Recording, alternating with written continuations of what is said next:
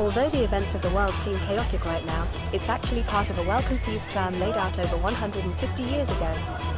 To understand the game plan, we need to go back to the year 1871 to a man named Albert Pike. Albert Pike was a Confederate general, 33rd degree Grand Master Freemason, and self-admitted Satanist. On August 15, Pike wrote a letter to Giuseppe Mazzini. Mazzini was an Italian revolutionary and politician.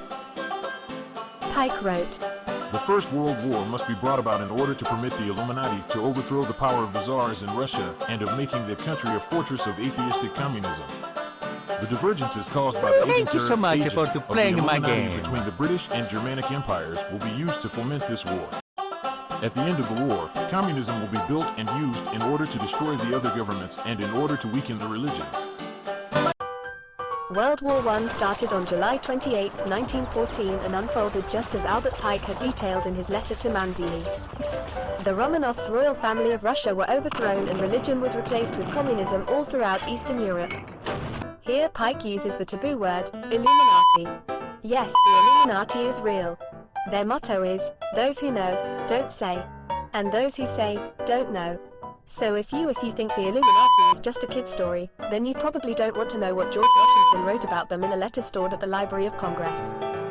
Moving on, Britain and Germany did start World War I and communism was used as an excuse for many wars, ever since. Once Christian nations such as Estonia, Latvia, Lithuania, Slovenia were suddenly communist.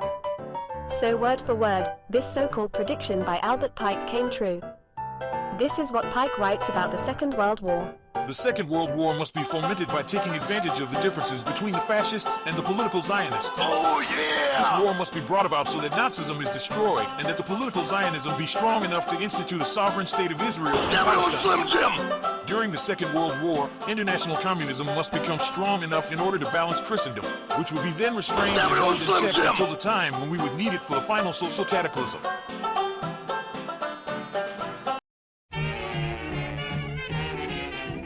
So again, we have Pike correctly detailing the events of World War II.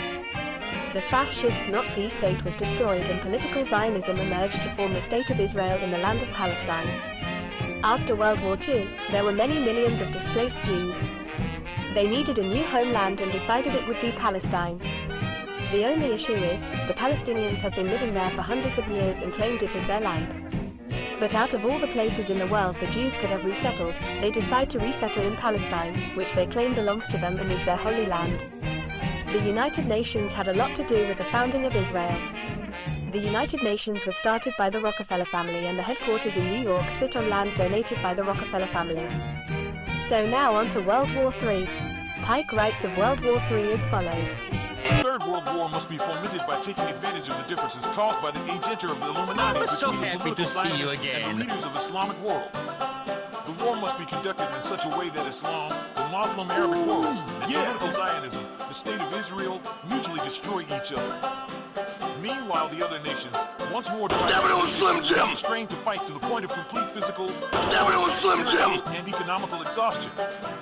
We shall unleash the nihilists and the atheists, and we shall provoke a formidable social cataclysm which in all... I am the greatest intercontinental heavyweight champion that ever lived, and I am the greatest professional wrestler that ever lived. Then everywhere, the citizens, obliged to defend themselves against the world minority of revolutionaries, will exterminate those destroyers of civilization and the multitude, disillusioned with Christianity, whose deistic spirits will from that moment be without compass or direction, anxious for an ideal, but without knowing... We have before us the opportunity to forge, for ourselves and for future generations, a new world order. This manifestation will result from the general reactionary movement which will follow the destruction of Christianity and atheism, both conquered and exterminated at the same time. This is George W. Bush. He was the 40th President of the United States, ex-director of the CIA and low-ranking member in the Illuminati. His father, Prescott Bush, was the director of the Union Banking Corporation, which was seized by the FBI in 1942 under the Trading with the Enemies Act, for basically being a financier for the Nazi Party.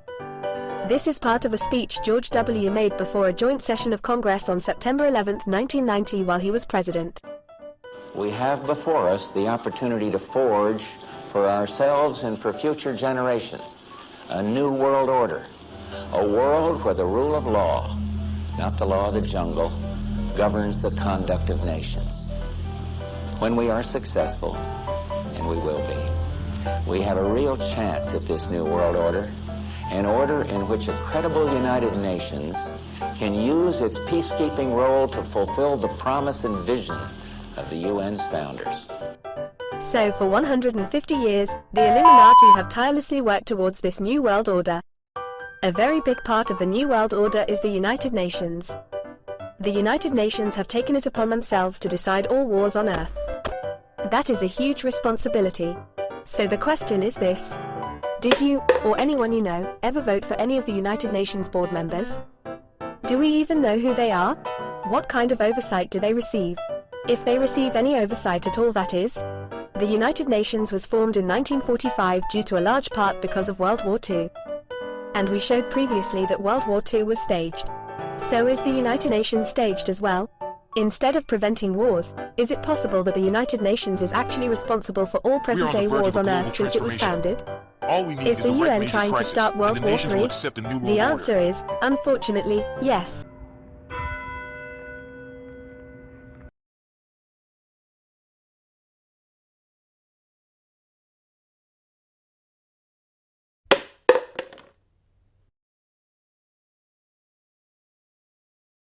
This is Klaus Schwab.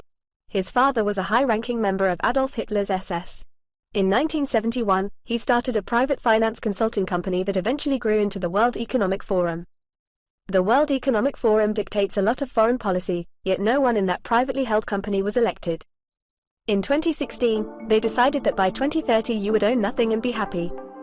This is what the World Economic Union wished to accomplish by 2030. And now a brief Q&A session. So you're saying that we will own nothing and we will be happy? Is that right? You will own nothing, and you will love it. But what if we need like a refrigerator?